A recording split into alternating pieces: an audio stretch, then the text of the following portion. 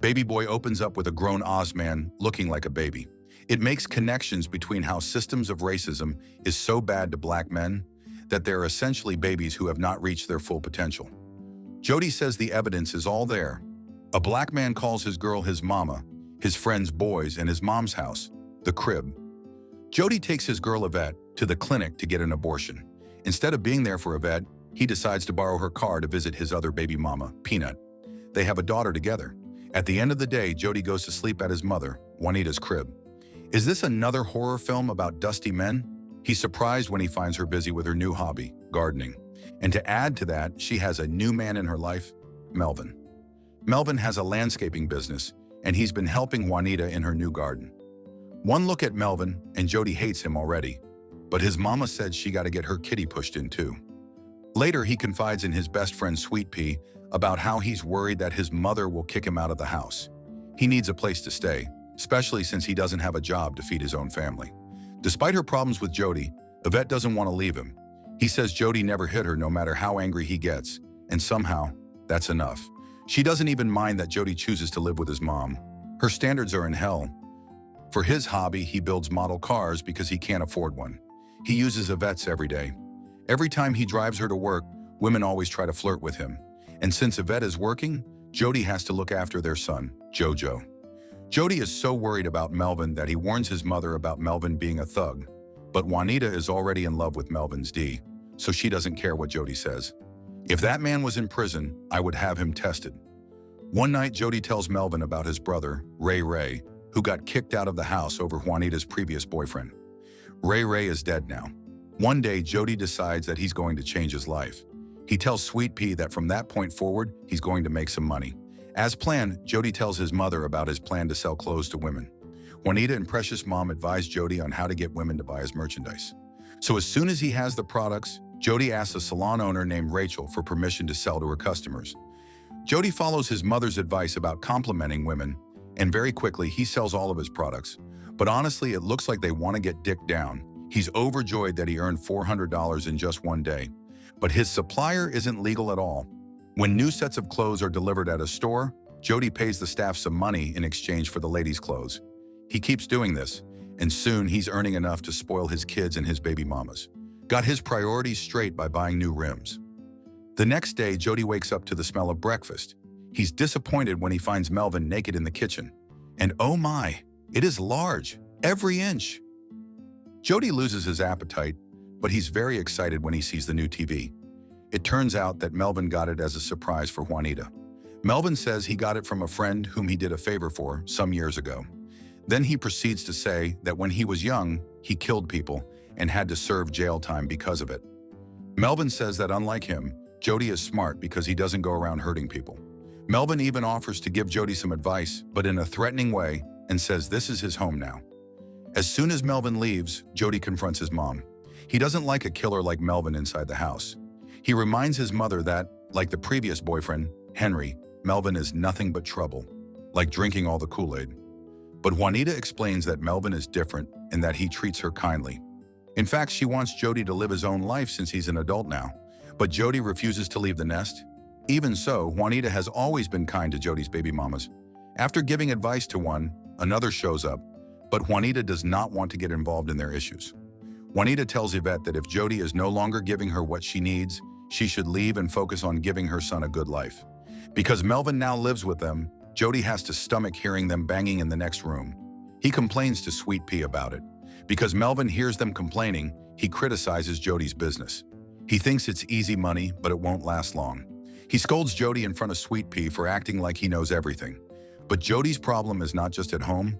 Yvette thinks he's cheating on her. Let me smell your dick. And so she does smell it.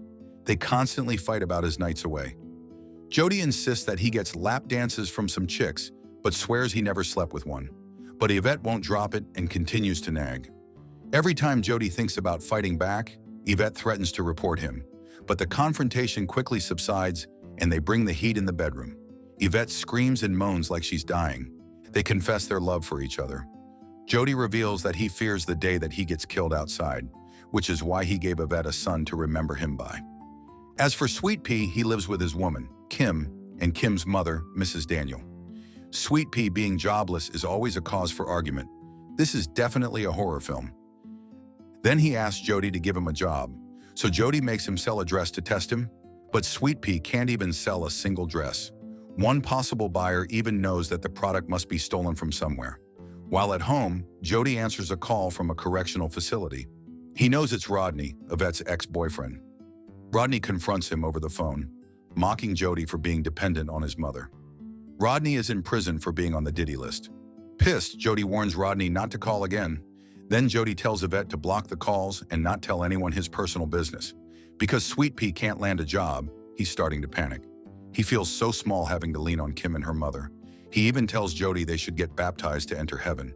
He comes up with the idea because he's worried he's going to do something bad in the future. One night, Jody says he talked to Melvin's son and found out that Melvin used to beat his ex-partner. Jody says the reason he doesn't like Melvin is he's pretentious when, in reality, he's a thug. Finally, Melvin snaps and puts him in a chokehold. I see a scared little chocolate bitch. He says he respects Juanita enough to ignore Jody's disrespect, but if he crosses the line again, he'll put him in his place. One night, Yvette's co-worker, Pandora, wants to sleep with Jody. She keeps flirting with him, even though she knows he's with Yvette. Jody keeps resisting, saying he loves Yvette and won't cheat on her. She licks his Tootsie Pop, then hops on his D. Then he pushes Pandora away and leaves. How did Jody even end up at her place? The next day at drive-thru, Yvette discovers a pack of condoms in the backseat of her car, and she starts to assume that Jody has cheated on her again. No matter what Jody says, Yvette won't stop talking. All I get is a trip to the clinic. Give me my safe!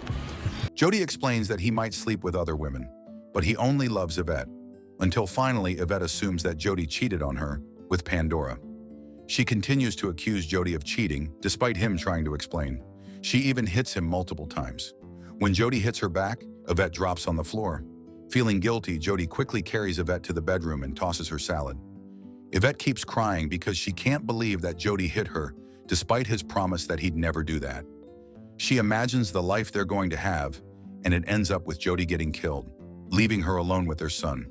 The next day, Jody realizes that Yvette's car is missing. He calls her and says that a Mexican stole her car. Why do you assume it was a Mexican, though? It turns out that it was Yvette who took the car. Annoyed, Jody rides his bedazzled bicycle over to Yvette's apartment. Yvette refuses to let him in. He thinks the car is his because he bought the new tires and changed the brakes and the windows to make it better. But Yvette threatens to call the police on him if he doesn't leave. So Jody goes home and complains to his mother. But Juanita encourages Jody to put himself in Yvette's shoes to see how much she's struggling. She reminds Jody that even if they fight, Yvette is still probably thinking about him, and Yvette still misses Jody. But she acts tough because she no longer wants to tolerate his disease D. She confides in her friend how much she misses him, but can't do anything about it. Her friend ends up getting nailed from behind, and Yvette hangs up as soon as she hears it. One day, Rodney shows up at her house. Meanwhile, Jody is buying liquor at the store when some teenagers jump him. As soon as he gets up, Jody tells Sweet Pea what happened. Sweet Pea takes his gun and confronts the teens. The teenagers can't fight back because the two have guns. They beat up the teenagers but use a belt on one of the boys who acts all hard. Somehow, Jody feels sorry while Sweet Pea is beating up the youngsters. Rodney wants doggy style with Yvette, but she is not having it. He says because Yvette wrote to him in prison, his parole officer let him stay at her house. He thinks Yvette still wants him since he was her first, but she hasn't liked him since his time in jail with Martha Stewart. When Jody picks up JoJo the next day, he meets Rodney and his friends for the first time. Rodney quickly realizes that Jody is not as tough as he was on the phone. Rodney is pissed because he felt like Jody stole Yvette from him when he got locked up. The next day, when Yvette comes to get JoJo, Jody slams the door in her face. He thinks Yvette has been dropping it like it's hot for Rodney. Yvette thinks Jody doesn't want her anymore. Needing to get off, Jody calls Peanut to sleep with her. But Peanut isn't interested in Jody's peanut and hangs up the phone. While Yvette is tending to her plants, she discovers someone has planted cannabis beside the tomatoes. She confronts Jody, but Jody denies having to do anything with it. When Juanita asks Melvin, Melvin admits he was the one who planted it and that it was a mistake. Then he apologizes and she melts in his mouth. Jody gets angry, thinking his mother favors her lover over her own son. Juanita snaps and says the house is hers and she pays the bills, so it's not Jody's business who she brings in. When Jody confronts Melvin, Melvin snaps and hits him. Melvin is in full meltdown and says he's going to leave. but Juanita stops him from leaving. Instead, she tells Jody that he's no longer a kid and that he should live his own life. Jody packs some things and tells his mom that if he dies, it'll be on her. After Jody leaves, Melvin apologizes to Juanita for losing his temper. Back at Yvette's house, Rodney doesn't hide the fact that he hates JoJo. He keeps trying to get Yvette to sleep with him, but Yvette keeps pushing him away. Then he gets angry and hits her hard. He threatens to beat her up and is about to take advantage of her. This Ozempic-looking man looks weak AF. JoJo tries saving his mother, and that's when Yvette asks Rodney if he's really going to grape her in front of her son. That's when Rodney gets up and leaves. The next day, Yvette tells Jody what happened. Jody is heartbroken and tries to comfort Yvette the best he can. As soon as Yvette returns home, Rodney takes her cash and her car. He tells his friends they should take Jody out. When Jody tells the truth to Sweet Pea, they plan on killing Rodney. But Jody doesn't want blood on his hands. So Sweet Pea prays with him and asks God for forgiveness for their future sins. And then Jody decides he can't stomach killing anybody. Jody waits for Yvette to return, and he approaches when he sees her car, unaware that it's Rodney driving. When Rodney rolls the window down, they start shooting Jody. For a second, Jody thought he was dead. So later that night, he and Sweet Pea retaliate. Jody shoots Rodney in the back of his chicken legs, but he can't kill him. So Sweet Pea kills Rodney himself. Jody is eaten by guilt. When Melvin sees him, Melvin takes the gun without saying anything. Sometime after that, Jody fixes his life. He regularly visits his mother, and his relationship with Melvin is better. He's now staying with Yvette and their son. Soon they get married, and Yvette is carrying his baby. As for Sweet Pea, he finally gets baptized. I'm glad everyone got their happy ending in their life. But I hate struggle love. Why can't love just be good and decent the whole way through? Did y'all remember watching this one back in the day? I remember seeing the trailers and thinking it was just a gangster movie. If you like this video, make sure you subscribe and turn on notifications.